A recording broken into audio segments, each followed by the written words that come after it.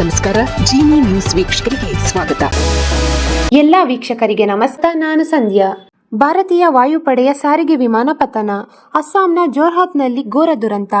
ಅಸ್ಸಾಂನ ಜೋರ್ಹಾತ್ನಲ್ಲಿರುವ ವಾಯುಪಡೆ ನಿಲ್ದಾಣದಲ್ಲಿ ಶನಿವಾರ ಭಾರತೀಯ ವಾಯುಪಡೆಯ AN-32 ಸಾರಿಗೆ ವಿಮಾನ ಅಪಘಾತಕ್ಕೀಡಾಗಿ ಬೆಂಕಿಗೆ ಆಹುತಿಯಾಗಿದೆ.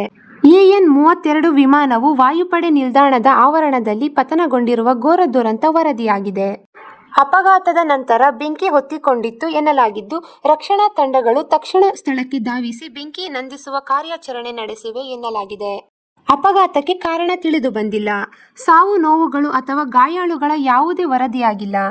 ಭಾರತೀಯ ವಾಯುಪಡೆಯು ಘಟನೆ ದೃಢಪಡಿಸಿದ್ದು, ಪರಿಸ್ಥಿತಿಯ ಮೌಲ್ಯಮಾಪನದ ನಂತರ ಹೆಚ್ಚಿನ ಮಾಹಿತಿ ಒದಗಿಸಲಾಗುವುದು ಎಂದು ವರದಿಗಳು ಹೇಳಿದೆ. ಈ ದಿನದ ನಿರಂತರ ಸುದ್ದಿಗಳಿಗಾಗಿ ವೀಕ್ಷಿಸುತ್ತಿರಿ ಜಿನಿ ನ್ಯೂಸ್. ನಮಸ್ಕಾರ.